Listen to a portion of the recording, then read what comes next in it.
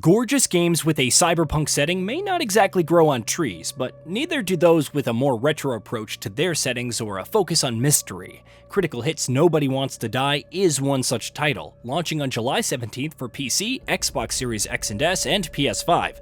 It's set in a future where death has sort of died, and prolonging life, instead of savoring it, has seemingly become humanity's raison d'être.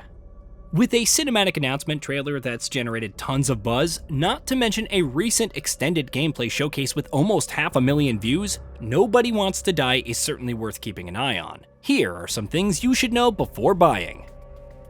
Setting: Nobody Wants to Die takes place in New York circa 2329. The metropolis is very 1930s-esque with its neon signs, drive-through movies, architecture, and clothing, but traffic consists of hundreds of flying cars at different elevations. Certain monuments are also in ruins, and masses of wiring can be spotted between buildings. Then there are the facilities where bodies are stored and possibly repackaged for those who can't meet the subscription program.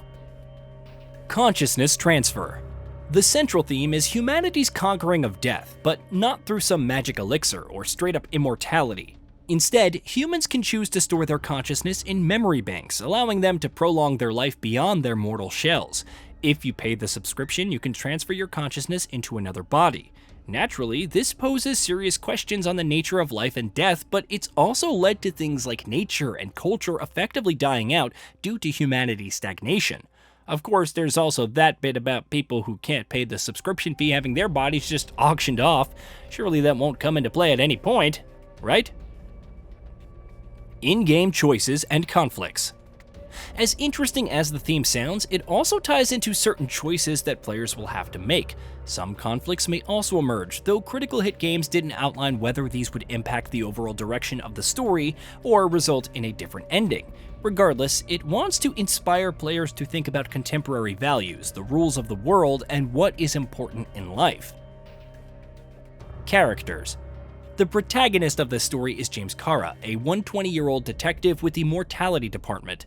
Not only has he suffered a near-death experience, but he also acclimates to his new body. Extended gameplay shows that he's suffering from hallucinations, perhaps from his past body or bodies. Nevertheless, when a serial killer begins targeting the wealthier citizens of the city, James unofficially takes up the case. Assisting him is Sarah, who's relatively new to the force and acts as a liaison, providing advice and understandability, losing her mind when encountering true death. Then there's the mysterious object that James discovers, which seems to have its own mind. How it connects to his hallucinations and the mysterious woman that keeps appearing remains to be seen. While James has a lot going on, Sarah also has secrets. As the two spend more time together, various facets and potential revelations about their characters will be revealed. The developer also notes that both are protagonists, indicating that Sarah may be playable at some point. Time manipulation.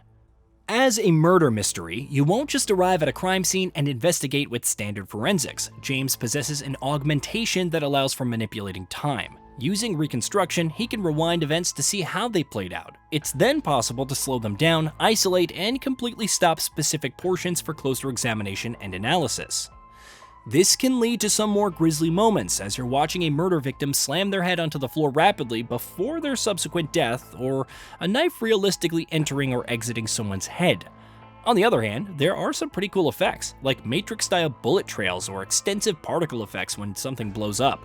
You may even spot objects like a pocket watch floating in mid-air at specific points, which can be more thoroughly examined. Taking photos. The camera is another investigative tool, and arguably as important as time manipulation. It allows for taking pictures of crime scenes and locating opportunities for evidence, whether it's from a victim's charred face or a set of numbers inscribed on a tree. That same evidence can lead to other clues that further aid James's investigation. Unfortunately, it doesn't seem as freeform as a proper photo mode, but maybe there's one for those who want to capture all the sights of Nobody Wants to Die. X-ray and UV Light. At certain points, you can also employ a handheld device with various modes, like X-ray, to locate and follow the wiring to interactable sections that are otherwise invisible to the naked eye. It's also obviously useful for spotting fractures and broken bones in victims, though how that comes into play is unknown. You also have a UV light for spotting things like blood trails, identifying a victim's blood type and following the trail while opening up more opportunities to reconstruct events, like the aforementioned victim slamming their head into the floor. Arranging evidence and clues. During certain points, you'll return to James's apartment to piece together the evidence collected thus far. At one point during the first gameplay reveal, a grid-based arrangement of pieces is showcased, allowing players to organize clues. On top of evidence, you may have to consider certain doubts and questions that Sarah may have for a certain case and how to resolve them. Unreal Engine 5 and visuals. While Unreal Engine 5 has had its share of praise and mixed reactions over the years, there's no denying that it brings New York 2329 to life in gorgeously vivid detail. The extended gameplay walkthrough alone features immaculate weather effects, with rainfall and droplets realistically coating windows and spattering against the hood of a vehicle. The ambient light, coupled with the real-time reflections and neon signs, is also incredibly lifelike. One of the more impressive bits is viewing the cityscape through rainy glass, as the surroundings look foggier and less distinct. Of course, other aspects like particles and fire effects look fantastic, especially rewinding or fast-forwarding through the destruction of environments. PC requirements.